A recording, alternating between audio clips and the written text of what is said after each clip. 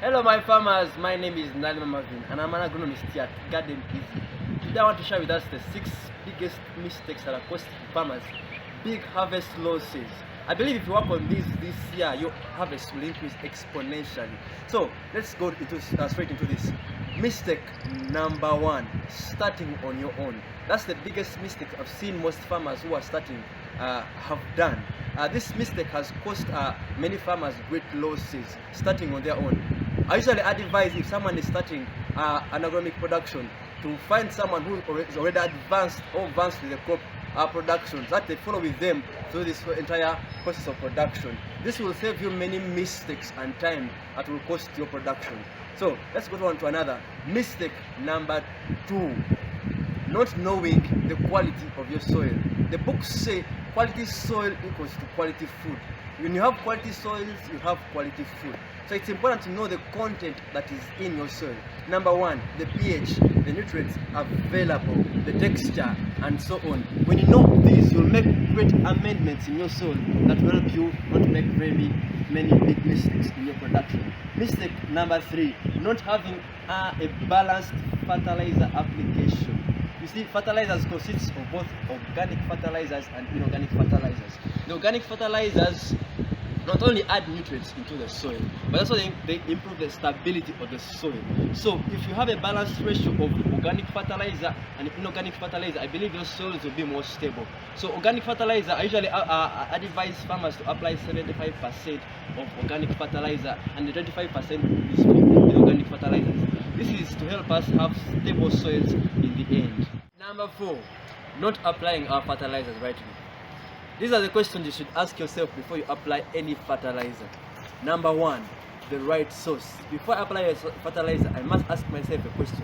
Is this the right fertilizer for this stage of the crop before I apply it? Because most times we apply the wrong fertilizer at the wrong stage of the crop. Number 2, is this the right rate for this crop at this stage? Every crop at every stage needs a right rate of fertilizer to use before you apply it. Number 3, am I placing the fertilizer in the right placement where the crop can access it? It's very important for you to place the fertilizer at a point where the crop can easily access it. Number 4, the right time. It's very important to know which time of the cropping season to apply which fertilizers. The fertilizers that you need to apply at the flowering stage, the fertilizers that you need to apply at the harvest stage. So as a farmer, you need to know these considerations before you apply your fertilizers. If you know this, your crops will maximize the fertilizers when they come in for maximum utilization. So number 5 mistake, opting for control measures over preventive measures. This is the mistake I've seen very many farmers are doing right in this time. They are opting for more control measures than preventive measures. They tend to control diseases on crops and before using preventive measures. So I usually advise farmers when they are starting their crop production to have wider ratios of preventive measures and usually more or less ratios of control measures, because you see, controlling a disease and a pest costs highly than preventing it. So farmers, work on that mistake. So mistake number 6, this I believe is the last mistake that if we work on, I believe our harvest will increase exponentially. Applying the best management practices for a given crop. So besides the usual management practices as weeding, mulching, irrigation, usually every crop requires a specific management practice in terms of pruning, in terms of thinning. So you must know the specifics of a certain crop before you go into it. Know which management practice will increase the yields of a certain crop. I believe if you apply these mistakes and work on them, don't apply mistakes.